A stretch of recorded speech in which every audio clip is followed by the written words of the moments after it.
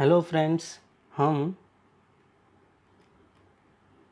Relations and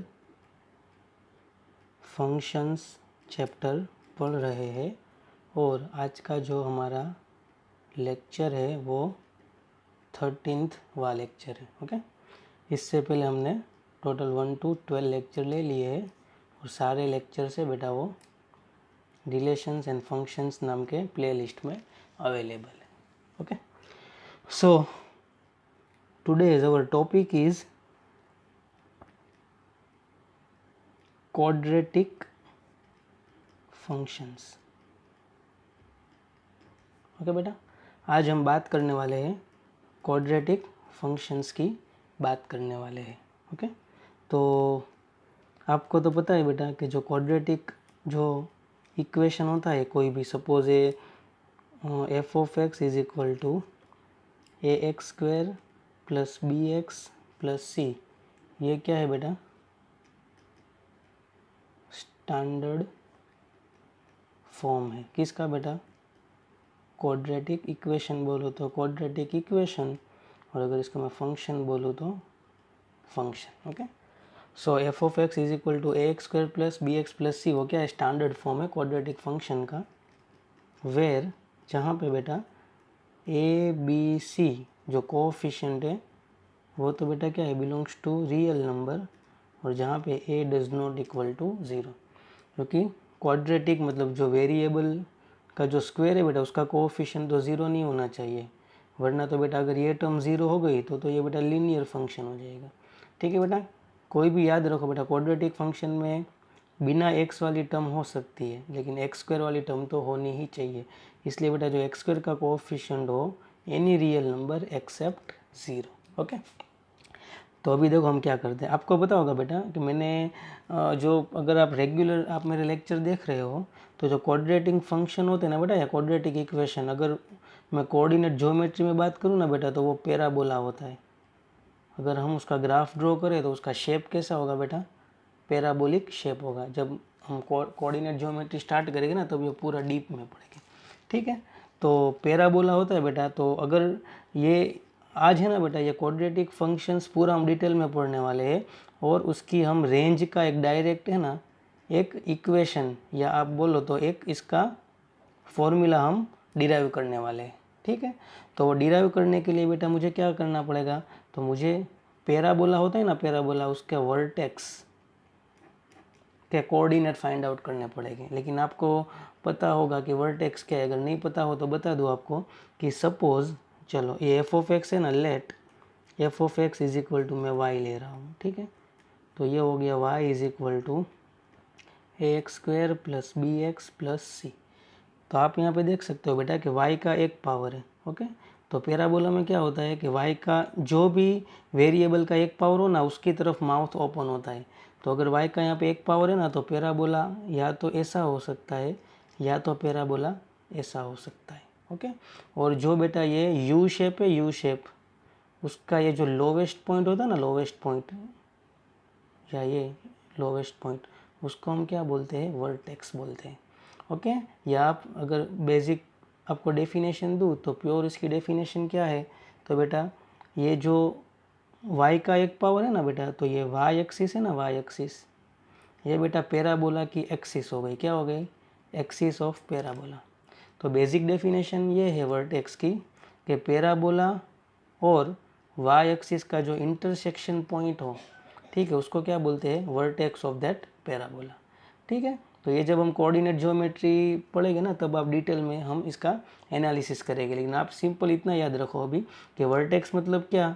जो parabolic मतलब जो यू शेप होता है ना उसमें जो लोवेस्ट पॉइंट होता है उसको हम क्या बोलते हैं बेटा? वर्टेक्स बोलते हैं। तो अभी मुझे ये बेटा वर्टेक्स के कोऑर्डिनेट फाइंड आउट करने हैं। तो वर्टेक्स के कैसे कोऑर्डिनेट फाइंड आउट करेंगे वो देखते हैं। तो चलो, ये मैंने y is equal to A X square plus B X plus C ले लिया। अभी मैं क्या कर रहा हूँ बेटा? तो y इज इक्वल टू, ये जो इक्वेशन है ना बेटा, यहाँ से ये, वहाँ से मैं a ज़बरदस्ती कॉमन निकल रहा हूँ। तो a अगर कॉमन निकालूंगा तो ये हो गया एक्स स्क्वायर, यहाँ से तो a कॉमन नहीं निकल रहा तो ये डिनोमिनेटर में जाएगा, यहाँ से भी a कॉमन नहीं निकल रहा तो ये डिनोमिनेटर में जाएगा। ठीक है, चलो आगे बढ़ते हैं। अभी हम क्या कर रहे हैं बेटा? ये y इज इक्वल टू ए, अभी अंदर बेटा मैं परफेक्ट स्क्वायर बना रहा हूँ। तो परफेक्ट स्क्वायर कैसे बनाते हैं, तो अगर आपने प्रीवियस लेक्चर मेरे देखे हुए हो तो एक्स स्क्वायर मतलब स्क्वायर वाली टर्म और एक वेरिएबल वाली टर्म एज इट इज़ रखते हैं। फिर क्या फॉर्मूला है बेटा, तो फॉर्मूला है बेटा अपनी बी स्क्वायर अपॉन 4 है। तो अभी आपको याद होगा, तो ऑलरेडी बी और ए तो मैंने यूज़ किया है, तो मैं कैपिटल बी और कैपिटल ए यूज़ कर रहा हूँ।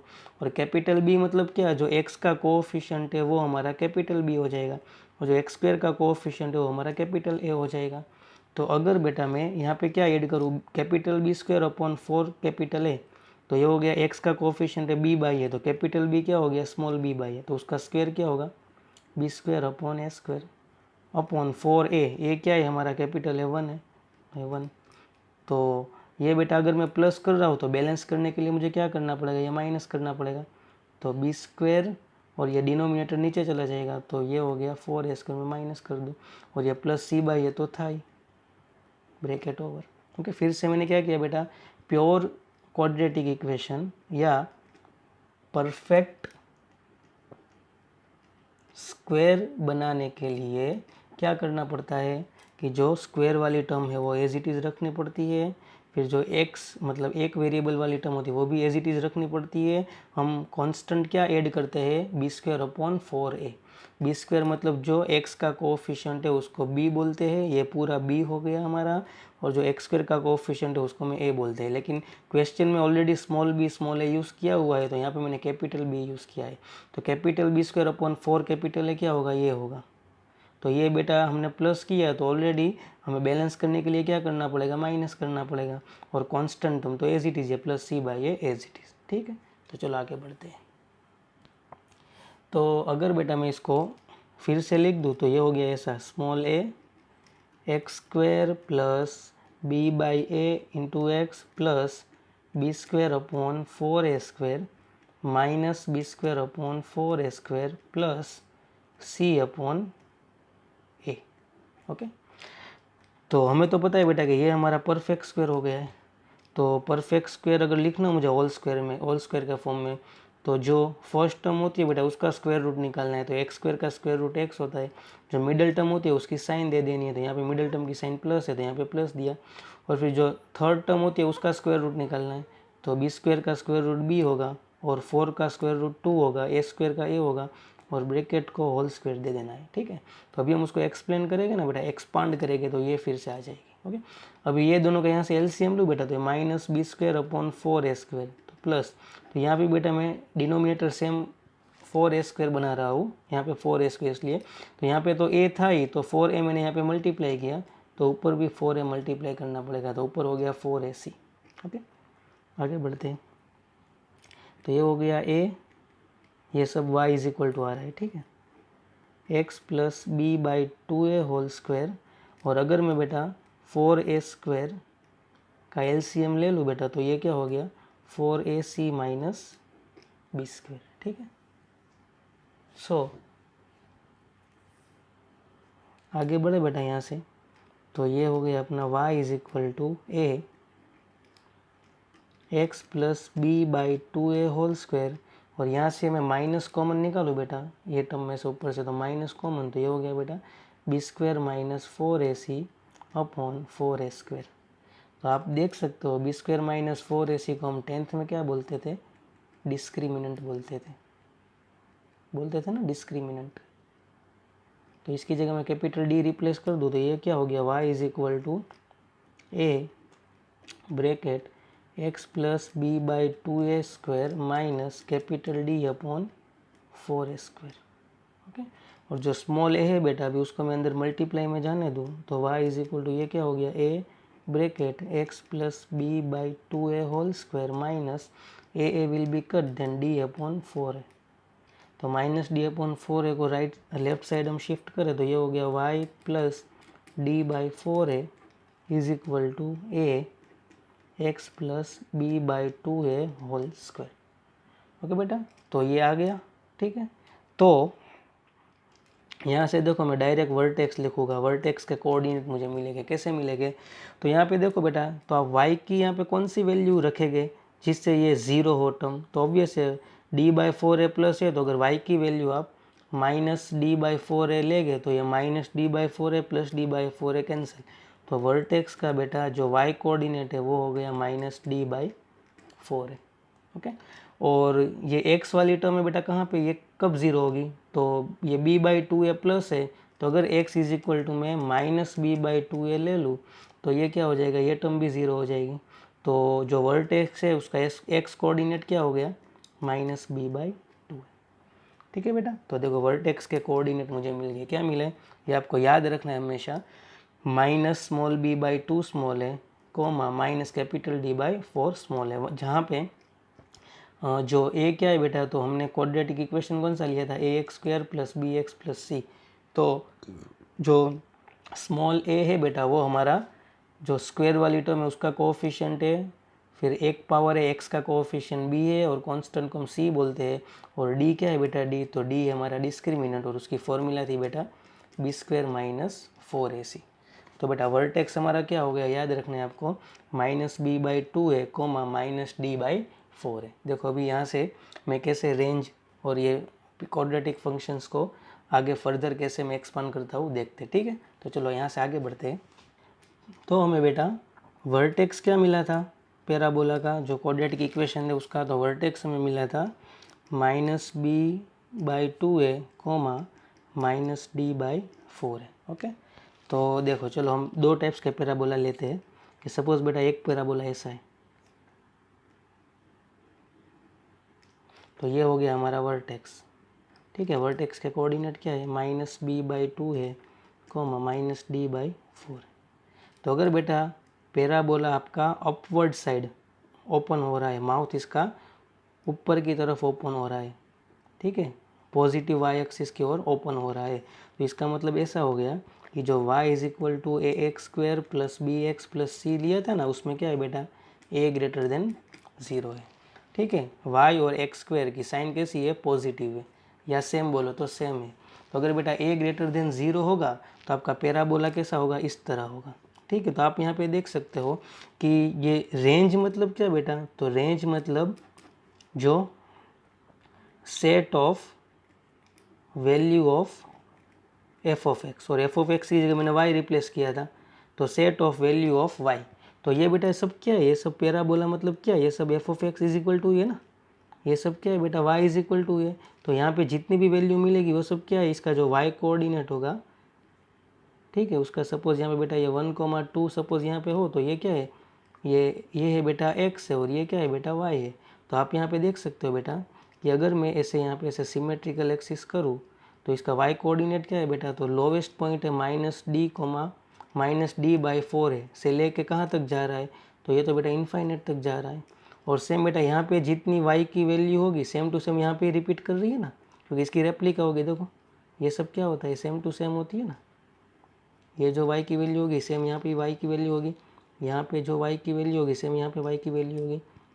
तो इसका मतलब ऐसा हो गया बेटा कि जब F of x is equal to A X square plus B X plus C और आपको a ग्रेटर देन ज़ीरो देखने मिले, तो ऐसे जो क्वाड्रेटिक फंक्शन होते हैं उसकी रेंज क्या होती है बेटा, तो उसकी रेंज होती है माइनस डी बाई फोर है to minus D by four है। इसका वाई कोऑर्डिनेट क्या है, माइनस डी बाई फोर है वर्टेक्स का, क्योंकि ये यू शेप का लिस्ट पॉइंट है, यहाँ से स्टार्ट होता है। तो माइनस डी बाई फोर है से लेके कहाँ तक वैल्यू जाती है, इनफाइनेट तक। तो इनफाइनेट तुम कभी लेते नहीं है, और माइनस डी बाई फोर है लेना है तो क्लोज इंटरवल, क्योंकि ये तो बेटा पॉइंट पैराबोला के ऊपर ही है। तो देखो ये कैसे आया, आई होप आपको पता चला होगा। ठीक है, अगर पूरी बेटा आपको थियरी अगर ये समझ में नहीं आए तो आपको क्या करना है, वर्टेक्स आपको याद रख लेना है, और ये आपको खास क्वाड्रेटिक इक्वेशन में जब a ग्रेटर देन ज़ीरो हो तो डायरेक्ट आपको रेंज मिल जाएगी। रेंज की फॉर्मूला है क्या है बेटा, close open interval minus D by four है टू इनफाइनेट, जहाँ पे ये d क्या है बेटा, डिस्क्रिमिनेंट है, मतलब बी स्क्वायर माइनस फोर ए सी वाला है। ओके बेटा, चलो आगे बढ़ते हैं। अगर बेटा suppose F of x is equal to A X square plus B X plus C में ए लेस देन ज़ीरो है, ए क्या है बेटा, नेगेटिव है, तो ऑब्वियस है जो पैराबोला होगा ना, पैराबोला उसका माउथ कहाँ पे ओपन होगा, मतलब नेगेटिव वाई साइड। ओके ठीक है, तो ये बेटा जो है ये जो पैराबोला है वो किसका शेप है, ax² + bx + c in that a less than 0। तो ये भी बेटा वर्टेक्स है ना अपना। तो ये वर्टेक्स क्या था, तो ये वर्टेक्स था हमारा -b/2 है कोमा -d/4 है, ये तो हमें पता है। तो सेम टू सेम बेटा ये वैल्यू बेटा नीचे की ओर जा रही है ना, ये वाई एक्सिस से नीचे की वैल्यू जा रही है, तो ये -∞। ये भी बेटा देखो y की वैल्यू -∞ से बढ़ती बड़ी बड़ी बड़ी बड़ी कहाँ तक आई, तो -d/4 तक आई। फिर -d/4 के आके फिर क्या हुई बेटा, डिक्रीज़ होने लगी। डिक्रीज़ होती होती फिर कहाँ पे चली गई, -∞ तक चली गई। तो ये जो बेटा इसकी रेंज क्या हुई, तो इसकी रेंज हुई बेटा -∞ टू -d/4 और -∞ कभी लेते नहीं है, -d/4 हम लेना है, क्योंकि बेटा यहाँ पे जो वैल्यू होगी देखो इतना ही वैल्यू लिया, इतना शेप, तो ये सारी वैल्यू होगी, वो सारी वैल्यू यहाँ पे रिपीट हो रही है ना बेटा। और इंटरवल में हमेशा बेटा मैं लिस्ट से मोस्ट की तरफ ही जाते, तो लिस्ट वैल्यू क्या है बेटा -∞, और इंक्रीज होती होती कहाँ तक आएगी, -d/4 तक आएगी। ठीक है बेटा। तो जब बेटा क्वाड्रेटिक इक्वेशन दिया हुआ हो आपको और उसमें बेटा a लेस देन 0 हो, तो डायरेक्ट उसकी रेंज क्या मिल जाएगी, आपको कुछ याद नहीं रखना, सिंपल ये फॉर्मूला आप याद रखेंगे तो आपको पता चल जाएगा। रेंज क्या होगी, तो range is equal to open close interval -∞ to -D/4 है, जहाँ पे ये D क्या है हमारा, डिस्क्रिमिनेंट है। ओके बेटा। तो आई होप आपको समझ में आ गया। तो अगर हम नोट बना ले बेटा, तो नोट क्या कैसी होगी, तो नोट अगर मैं बना लूँ तो f(x) is equal to ax² + bx + c। अगर a ग्रेटर देन 0 हो, मतलब a पॉजिटिव हो, तो रेंज क्या आएगी, तो रेंज होगी बेटा हमारी -D/4 है टू इनफाइनाइट तक। ठीक है। और अगर a लेस देन 0 हो बेटा, तो रेंज क्या होगी हमारी, तो रेंज होगी बेटा -∞ टू -D/4 है, ओपन क्लोज इंटरवल। और इनफाइनाइट -∞ कभी लेते नहीं है, तो हम वहाँ पे ओपन इंटरवल करेंगे। तो आई होप बेटा ये पूरी थियरी मैंने जो पढ़ा है वहाँ से कंक्लूजन क्या निकला कि क्वाड्रेटिक इक्वेशन अगर आपको दिया हुआ हो तो आप डायरेक्ट बेटा ए पॉजिटिव हो या ए नेगेटिव हो देख के डायरेक्ट उसकी आप रेंज बता सकते हो। डायरेक्ट हमने फॉर्मूला डिराइव की। ठीक है। अगर पूरा डेरिवेशन आपको समझ में आ गया हो तो वो तो बेटा वेल एंड गुड। इसका मतलब ऐसा हो गया कि आप कंसेप्चुअली आगे बढ़ रहे हो। और अगर थोड़ा बहुत भी समझ में नहीं आया तो मिनिमम 1-2 बार वीडियो देखें, फिर भी समझ में नहीं आ रहा हो तो ये आपको बेटा रेंज याद रख लेनी है फिर, कि अगर कोई भी क्वाड्रेटिक इक्वेशन हो तो उसमें जो स्क्वायर वाली टर्म का कोएफिशिएंट पॉजिटिव हो तो रेंज ये आएगी, और नेगेटिव हो तो रेंज ये आएगी। ठीक है। तो चलो एक एक एग्जांपल देख लेते हैं। एक एग्जांपल अगर लूँ मैं कि suppose f(x) is equal to मुझे दिया हुआ हो x² - x - 3, और अगर उसकी मुझे रेंज बोले कि रेंज क्या होगी, तो डायरेक्ट बेटा रेंज की फॉर्मूला क्या है, तो यहाँ पे तो हम पहले देखेंगे कि यहाँ पे हियर x² का जो कोएफिशिएंट है वो 1 है, a इज इक्वल टू 1, सो ये क्या हो गया बेटा ग्रेटर देन 0। तो रेंज क्या हो गई, तो रेंज की फॉर्मूला हो गई क्लोज इंटरवल -D/4 है टू इनफाइनाइट। तो कैपिटल डी पहले हम फाइंड आउट कर ले, तो कैपिटल डी डिस्क्रिमिनेंट की फॉर्मूला क्या है, b² - 4ac। तो b है हमारा -1² 1 -4, a है हमारा 1, c है -3। तो 1 माइनस प्लस 4 3 ज़ा 12, तो ये हो गया 13। तो वैल्यू हम रख दे बेटा, तो रेंज क्या हो गई, तो रेंज हो गई क्लोज इंटरवल माइनस डी की जगह 13 4, ए था हमारा 1 2 इनफाइनाइट। सो रेंज हो गई बेटा अपना -13/4 टू इनफाइनाइट। ओके बेटा। चलो एक और एग्जांपल ले लेते हैं माइनस वाला। सपोज चलो हम देखते हैं, तो f(x) इज इक्वल टू ऐसा दिया हुआ हो -2x² + 5x - 6, और हमें बेटा इसकी रेंज फाइंड आउट करना बोलेगा, रेंज क्या है। तो यहाँ पे बेटा हम देखें here a is equal to क्या है बेटा, x² का कोएफिशिएंट -2 है, तो यहाँ पे a नेगेटिव है, a नेगेटिव है बेटा, तो रेंज क्या होगी, क्वाड्रेटिक इक्वेशन है ना बेटा, ये f(x) क्या है, क्वाड्रेटिक इक्वेशन या क्वाड्रेटिक फंक्शन बोलो। है ना, क्वाड्रेटिक फंक्शन। तो क्वाड्रेटिक फंक्शन में जब ए नेगेटिव हो तो रेंज क्या होती है बेटा, तो रेंज होती है -∞ टू -d/4 है। Okay, open close interval. तो अगर मैं पहले D discriminant D find out कर ले तो डी की फॉर्मूला है b² - 4ac। तो b है हमारा 5, तो 5² 25 -4, a हमारा -2 और c है हमारा -6। तो 25 minus minus plus plus minus minus, 4 2 ज़ा 8, 8 6 ज़ा 48। तो अगर 25 में से 48 निकालेगा बेटा तो कितना रहेगा, तो रहेगा बेटा -23। ओके, तो डी मुझे मिल गया -23। तो अगर डी की वैल्यू यहाँ पे पुट कर दूँ तो रेंज क्या होगी, तो रेंज हो गई बेटा -∞ टू डी की जगह -23/4, ए की जगह -2। तो ये हो गया बेटा -∞ टू, ये माइनस माइनस कैंसिल, 23/4 2 ज़ा 8 क्लोज इंटरवल। सो रेंज होगी हमारी open close interval -∞ to 23/8। Okay, तो आई होप बेटा आज का लेक्चर आपको पूरा समझ में आया है। और बहुत बेटा आज का जो सेशन था बहुत इम्पोर्टेंट है बेटा, क्योंकि क्वाड्रेटिक फंक्शंस अगर आपको ये याद नहीं होगी बेटा तो बहुत उसकी रेंज फाइंड आउट करना टिपिकल हो जाएगा। ठीक है, तो सारी आप नोट्स प्रिपेयर कर ले और नोट्स भी बना ले। ओके, तो आज का लेक्चर यहाँ पे ख़त्म करते हैं और नेक्स्ट लेक्चर में नेक्स्ट कंटेंट देखेंगे। Thank you.